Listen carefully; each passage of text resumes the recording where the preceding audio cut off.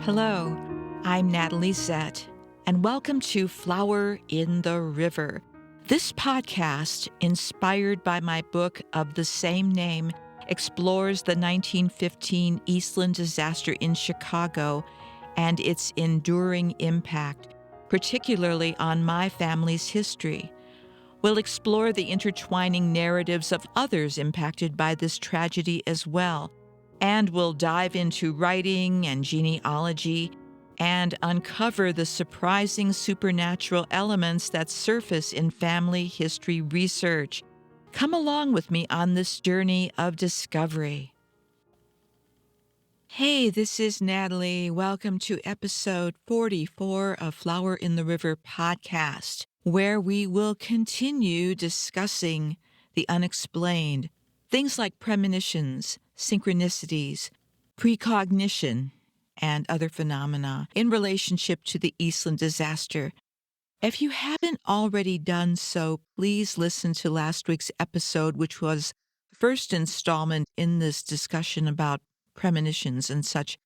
And I suppose the overarching umbrella term could be the unexplained, but that's awfully general. So I will flip back and forth between premonitions, precognition, synchronicities, only because all of us relate to these different terms differently, and some might speak to you more than others. And also, to be quite honest, this is the type of topic that can't be put under a magnifying glass or a microscope, and its boundaries are very difficult to define.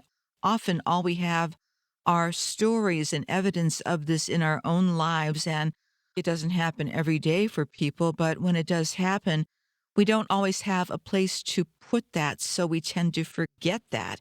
And what I'm saying is that it might be useful to think about those instances in one's life and maybe revisit those. They might actually turn out to be very good friends for us in terms of informing the types of internal guidance systems that we have in place. I mean, most of us have had the experience of thinking about someone we hadn't thought about in a while, and then they text us or they call us. And according to psychiatrist and psychoanalyst Carl Jung, this isn't coincidence. It's synchronicity.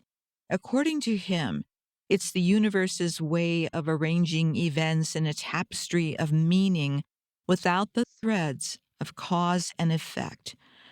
I studied Jung in undergrad and a little bit in grad school, and his work still fascinates me.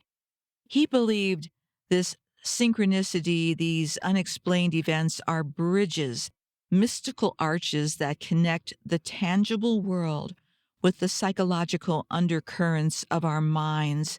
It's not about A leading to B, but rather about an invisible network that links our deepest thoughts and feelings with the greater cosmos in this kind of dance.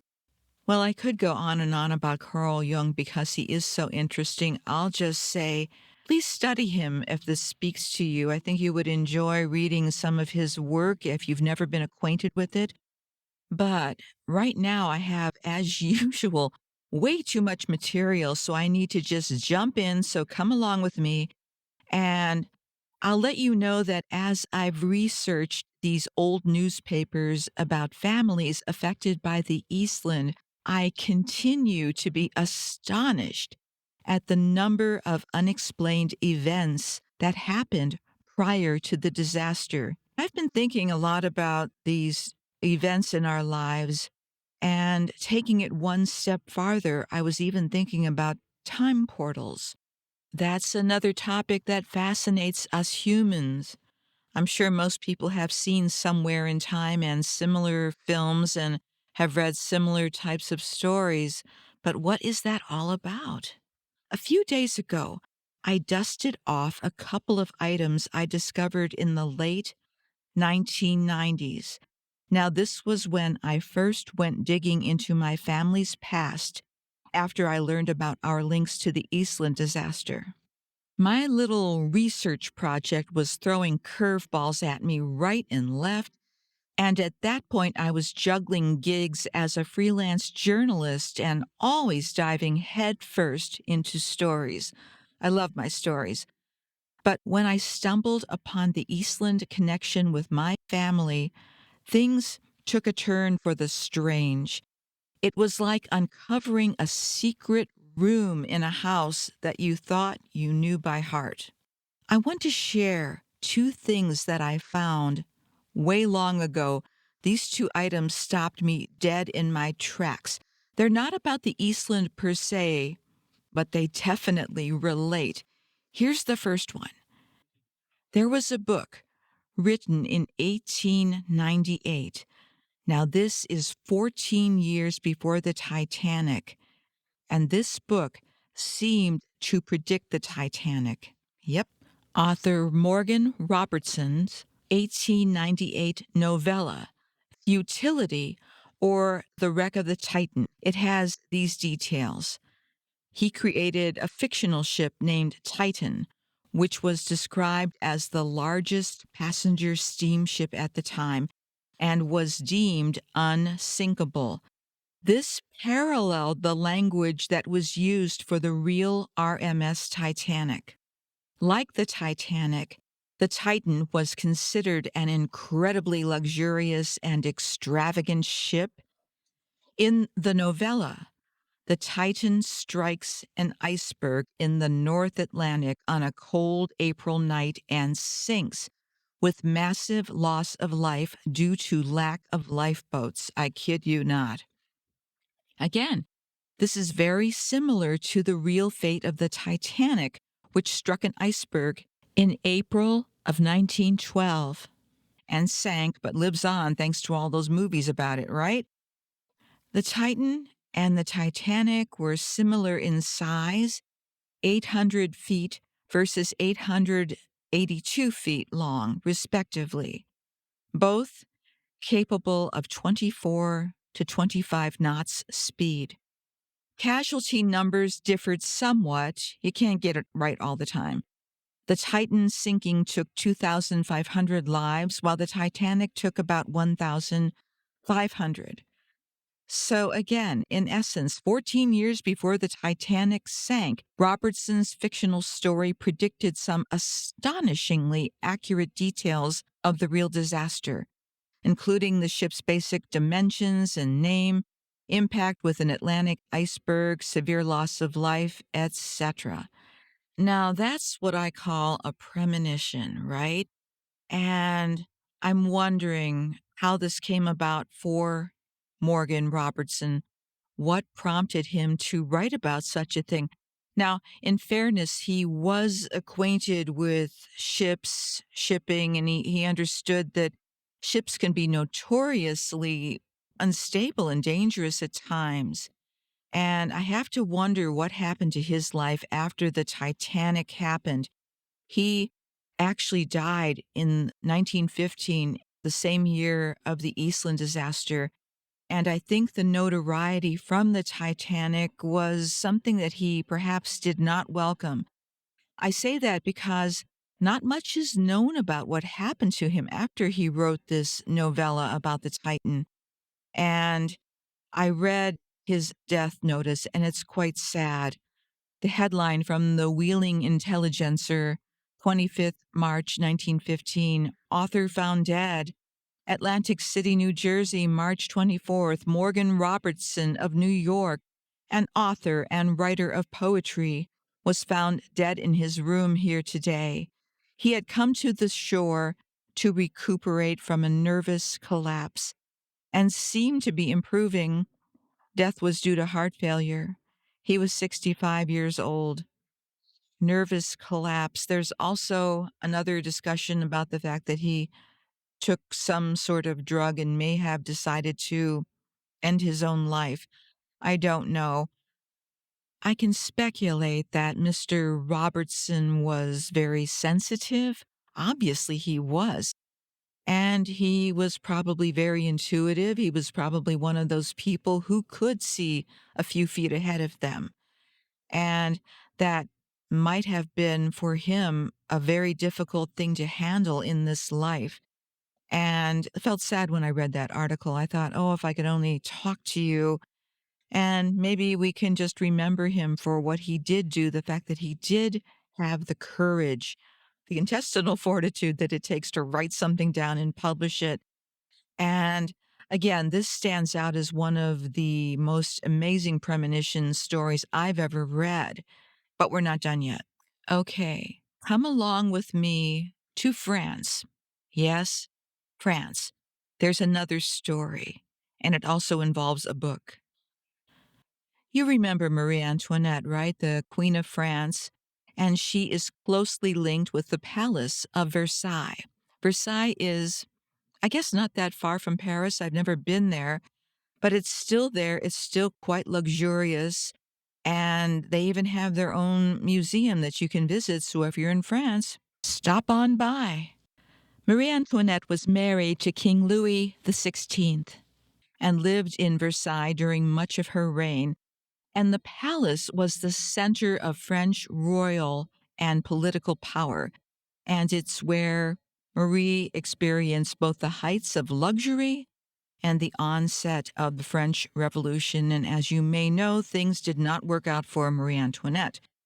And she had a lot of bad press. She was known for her extravagant lifestyle, allegedly, at the Versailles, which sadly contributed to her unpopularity amongst the French people. She even had a private estate on the grounds, the Petit Trianon, where she could escape court life and indulge in her love of the simpler things. Her story is a mix of luxury, controversy, and ultimately tragedy, all set against the backdrop of this opulent palace. So Marie lived in the 1700s, and we're going to fast forward. On August 10th, 1901, two English women had an experience which they considered to be paranormal in the gardens of the Petit Trianon.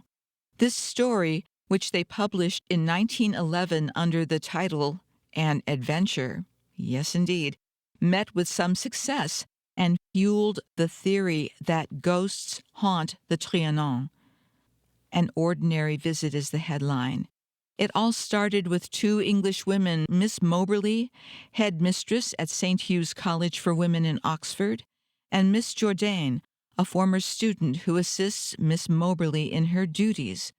During a trip to France, the two women decide to go to Versailles to visit the estate, which they know very little of. It was a beautiful hot day of August 1901 when the two friends began their visit, starting with the palace. The day went by without a hitch. The young women were delighted with their visit, and they even decided to continue their discovery of the estate by going to Trianon. The weather and the walk were very pleasant. Nothing seemed to disturb the tranquility of this ordinary day. However, the two women were about to experience something disturbing, to say the least.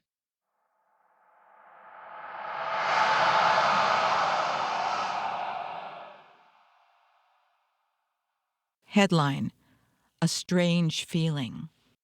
After walking for a while, Miss Moberly and Miss Jourdain asked for directions to two men dressed in green coats and three-cornered hats, carrying spades.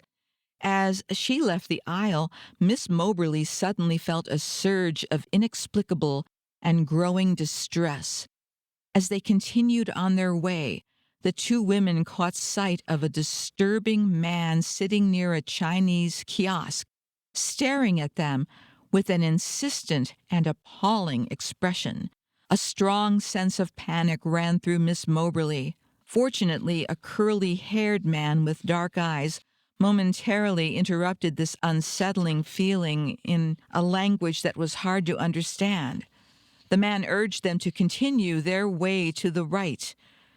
A few steps farther on, Miss Moberly saw a woman drawing. She wore a white hat and an old-fashioned, unusual dress. Once more, a strange feeling overwhelmed Miss Moberly as she looked at her. The feeling of oppression and placidity that filled the place tarnished the enthusiasm of the two English women who returned to Paris affected by this experience. "Do you think the Petit Trianon is haunted?" Miss Moberly asked her younger friend.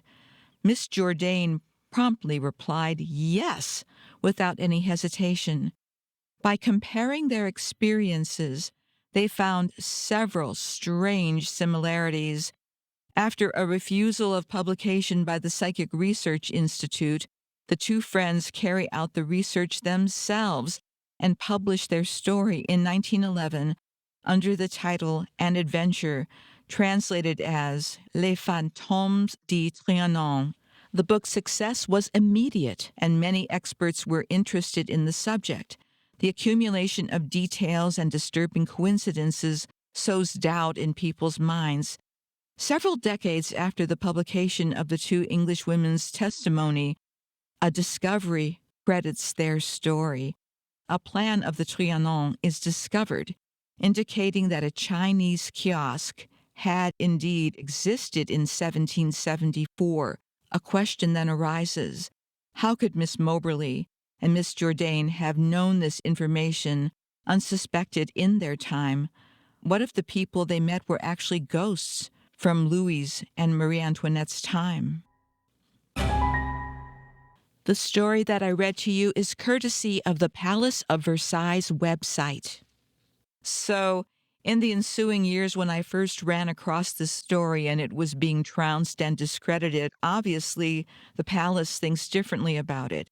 And yes, you could argue that, well, it's a publicity ploy to get people to visit, and I'm sure there's something to that, but if something were completely bogus, I don't think they would take that kind of risk. So again, that's something to think about.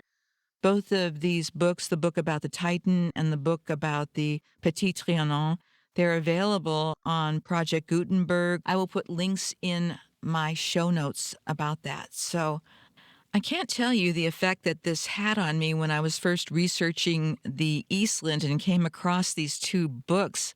I thought, wow, I have not to date spent a ton of time researching this topic because, again, I grew up with it and wasn't overly interested in it until it plopped in my life and made itself at home. And so I figured as a good researcher, I needed to know everything about anything related to the unexplained. And so these two publications helped anchor me in terms of my Eastland research, which was about to really amp up and take some interesting twists and turns. So I'm going to jump right in and read some of the premonition-related articles that I discovered this past week. They all have to do with the Eastland, and they're all surprisingly different as well. So I entitled this one, A Tale of Two Annies. Now, this article actually appeared in a number of publications, and the one I'm reading from was initially published in the Colorado Statesman, July 31st, 1915.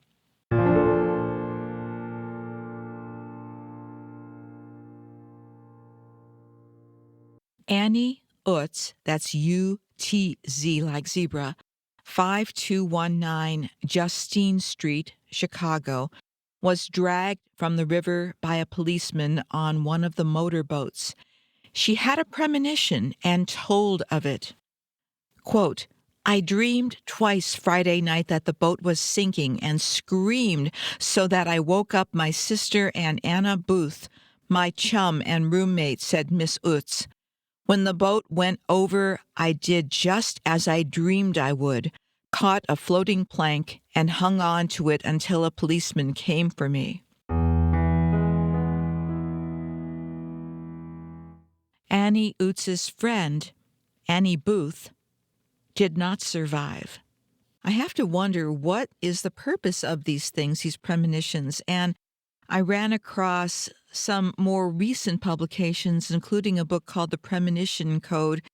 And one of the authors said that basically premonitions serve a purpose for those who are haunted by these types of dreams. It tells them what's to come, but it also tells them how to prepare. It doesn't necessarily guarantee a good ending. In this case, that didn't happen, but because Annie had had this dream, she knew exactly what she was going to do. What about the other woman? I don't know. I wanted to do a little more digging to get the backstory because I was wondering why Annie, her sister, and Annie Booth were all living together. So Annie Utz is the woman who had the dream and who survived. She was the daughter of Michael Utz and Anna, and they immigrated from Germany in 1890 according to the 1900 census. Her dad, Michael, died in 1906, and Anna, his widow, remarried a man called Charles Wanamaker, and Annie's mother eventually died in 1920, and that would be 5 years after the Eastland.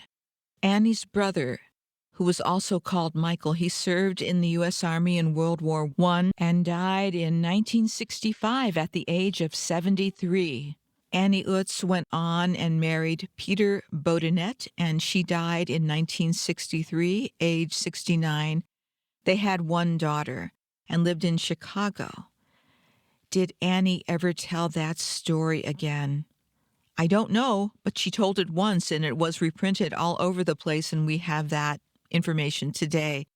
And now the other Annie, Annie Booth, who died. I couldn't find out too much about her, but she was working as a piece worker for Western Electric and living at the Justine address with Annie Utz and her family. A little bit about Annie Booth's backstory. Her father, William, was alive in 1906, but by 1910 he was out of the picture, and I'm not sure if he died or what happened. In the meantime, Annie's mother remarried a guy with a number of children, and the mother outlived him and died in 1949 and is buried along with her daughter in Oakwoods Cemetery in Chicago. And so what I could tell from that 1910 census is that there were a whole lot of people living in that house after Annie Booth's mother remarried, and maybe the house just got too crowded. Regardless, at some point, Annie Booth moved in with Annie Utz and her family, and that's how that came about.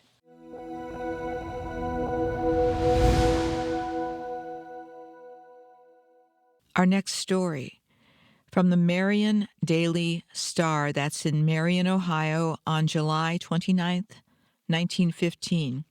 Warning.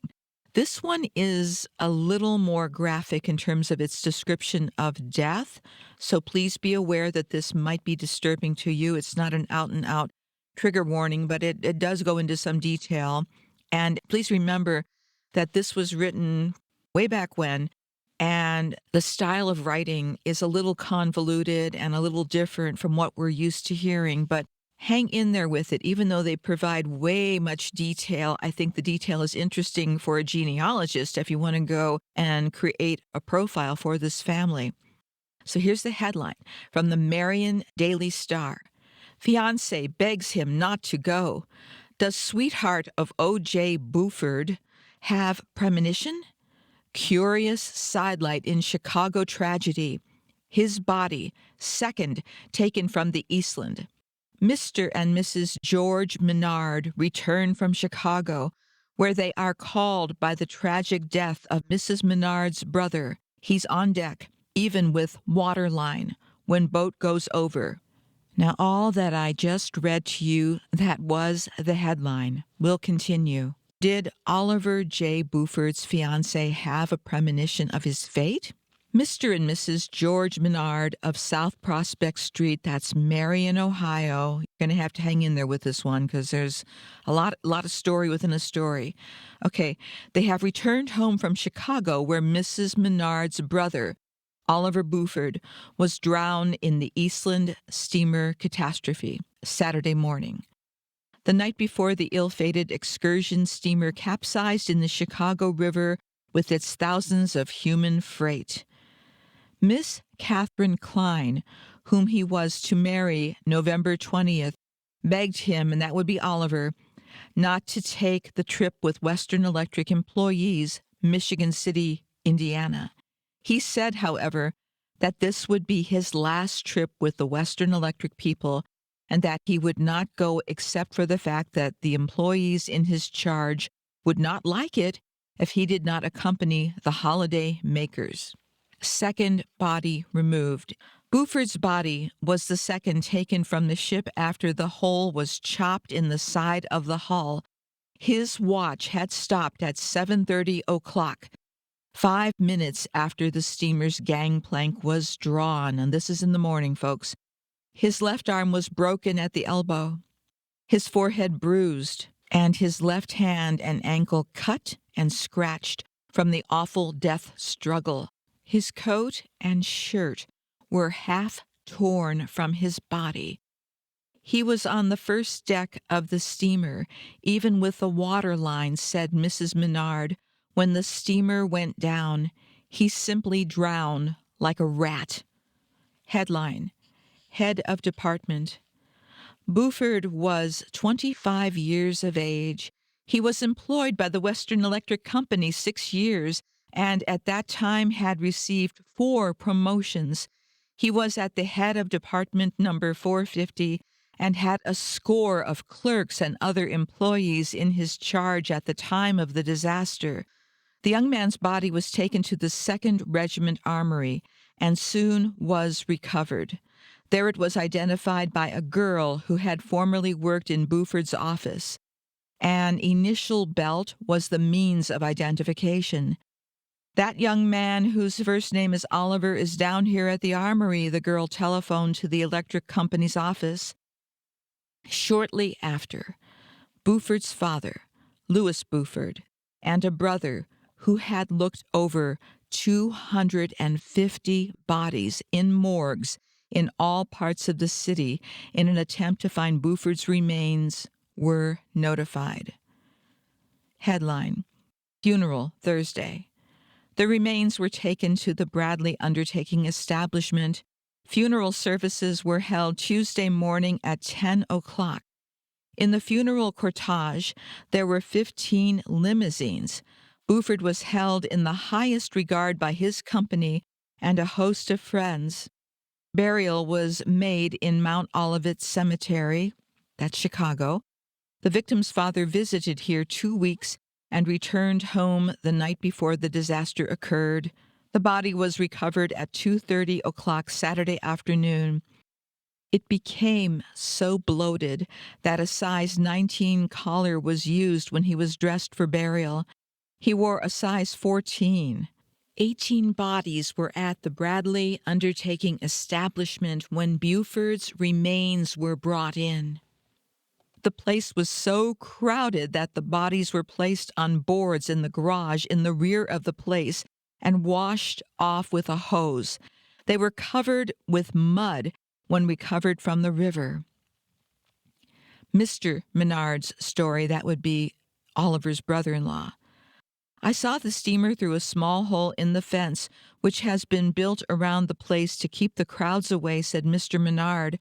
A solid line of police watch the place day and night. The utmost confusion prevails about the place. Hysterical women, crying children, and sober-faced men stand about day and night, hoping the bodies of loved ones will be brought from the murky water. The ship seemed to lay on its side about half of the bottom above water. In the Polish section of the city, 34 bodies were piled on one truck and hauled out for burial. In returning from a funeral of a friend who was drowned in the ship, a little girl was run down and killed by the motor hearse, which had been used in the funeral procession of which she had just ridden. Of the 48 young men employed in one department, all but 2 were drowned.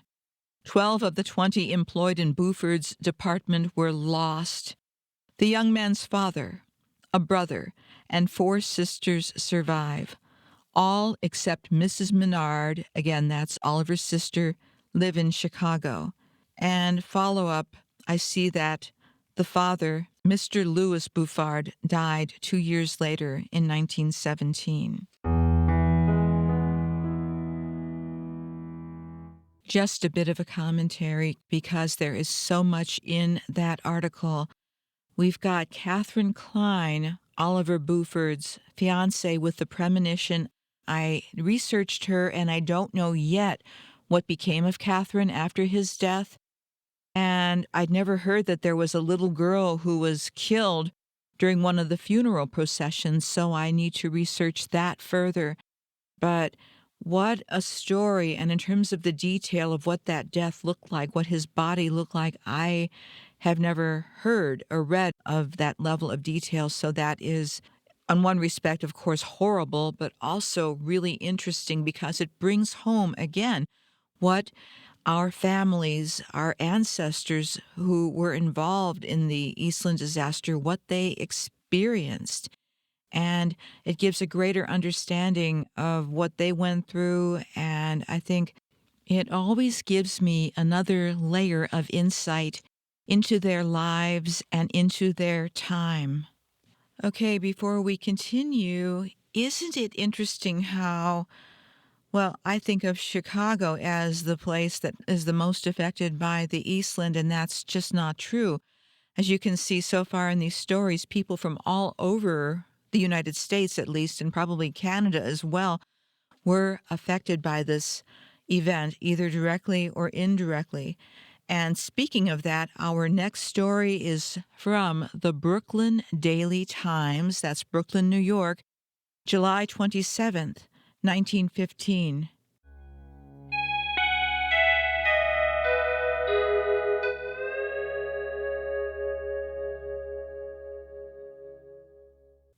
Clark family among drowned.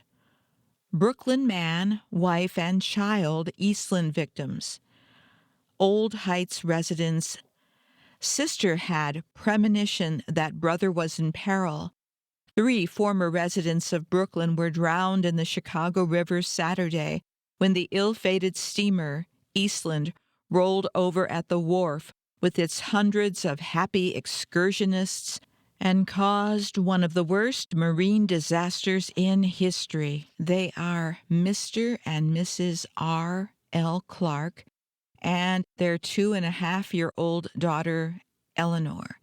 RL stands for Robert, by the way. I'm not sure what his middle name was. Back to the article.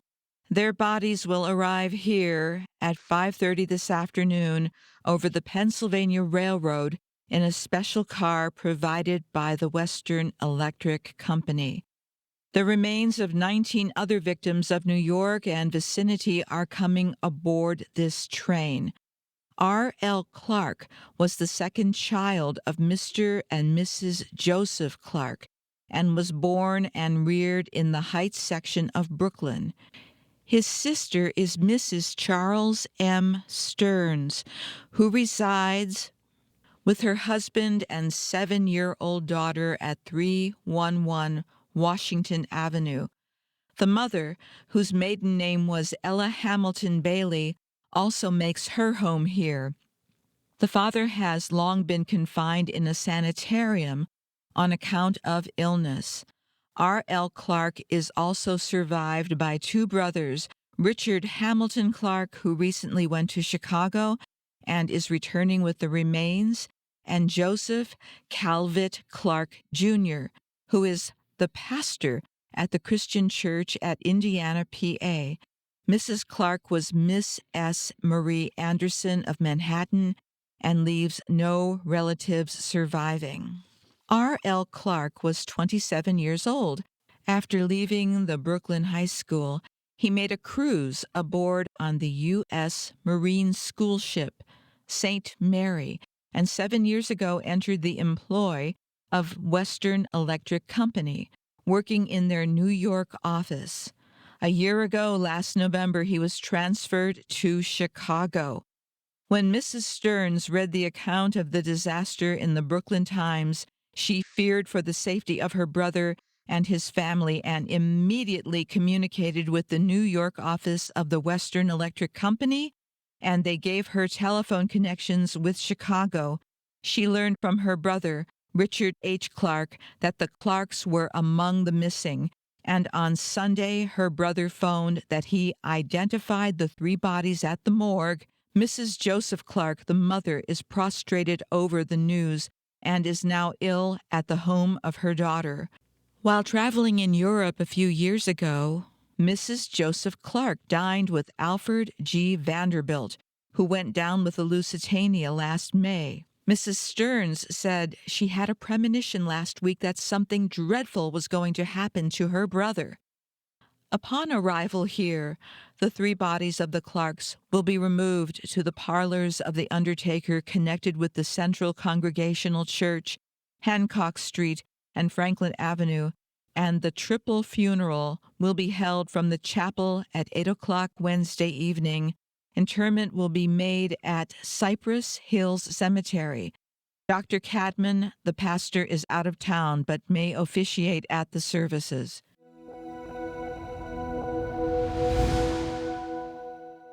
That's the end of this article about the Clark family, but as a genealogist, what this very involved and detailed article gives me is all kinds of information about the family. The other fascinating tidbit is that the mother of Mr. Clark was acquainted with Alfred Vanderbilt, who died on May 7th, 1915. So we're talking a couple of months before the Eastland. And again, he died on the Lusitania. Now that's interesting, so I need to follow up on that as well. Even though these are not full biographies, the newspapers really give a great starting point for creating sketches of these families and some individuals' lives, the lives of those who were affected by the Eastland disaster. Our next article is from the Chester Times in Chester, Pennsylvania.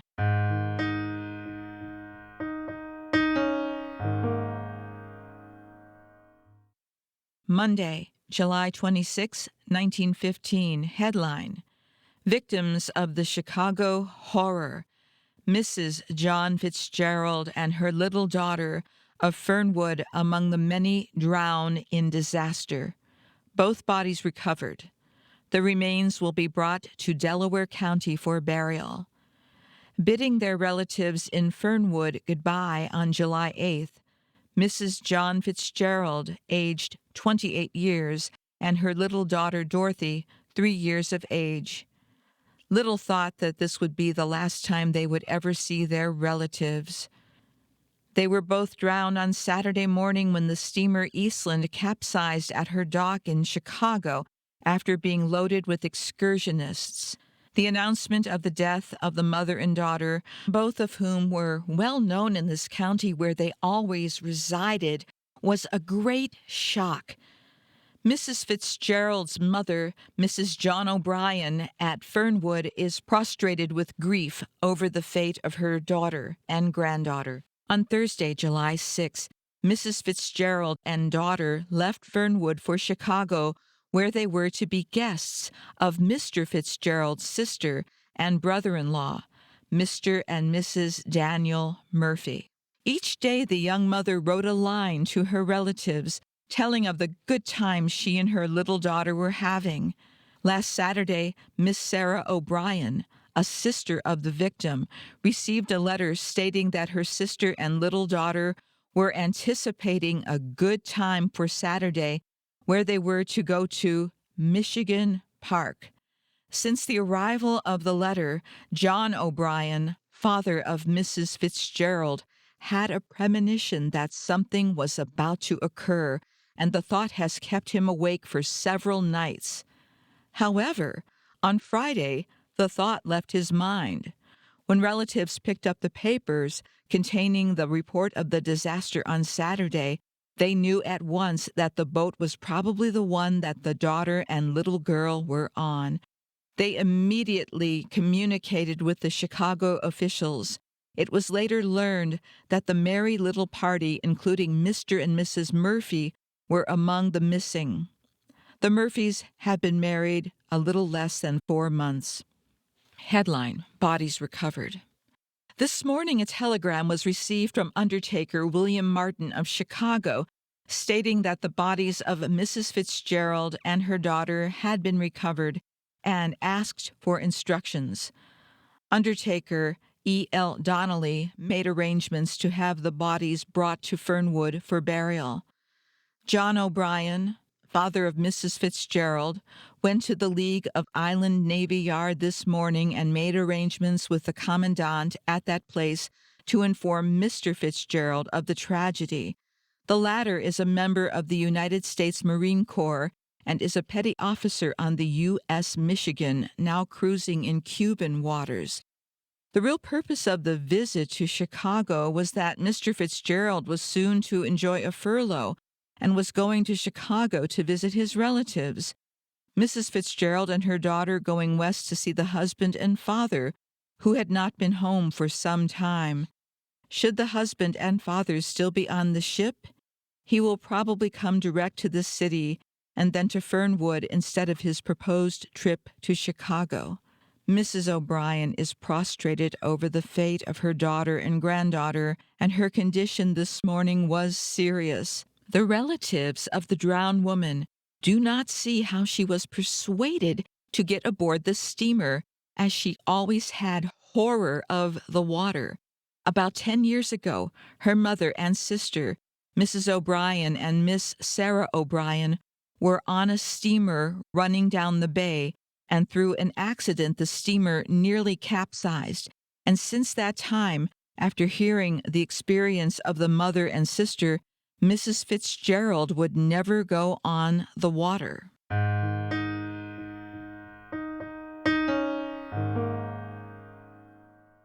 That's the end of the article, believe it or not. There's so many things that are interesting about this story, including the fact that it was the father who had the premonition.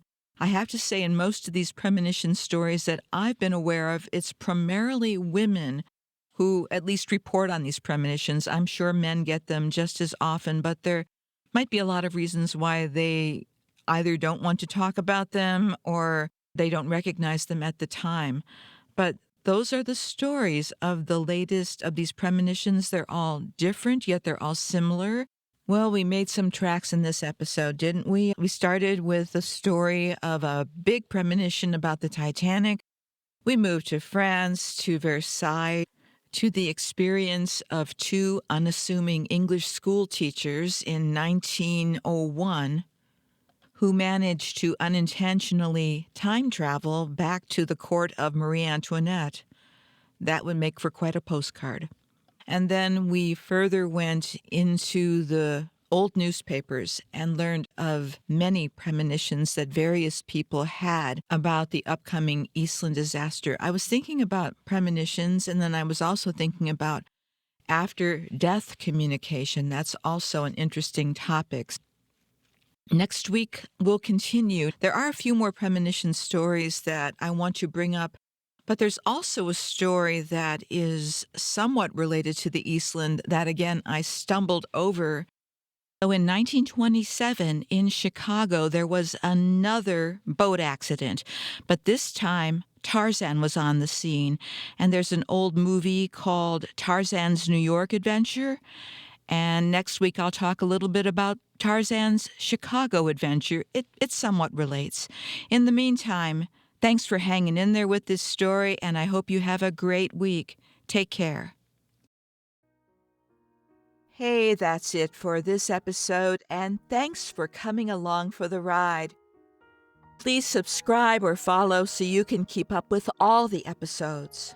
For more information, please go to my website. That's www.flowerintheriver.com. I hope you'll consider buying my book, available now as audiobook, ebook, paperback, and hardcover, because I owe people money. And I'm just kidding about that. But the one thing I'm not kidding about is that this podcast and my book are dedicated to the memory of the 844 who died on the Eastland. Goodbye for now.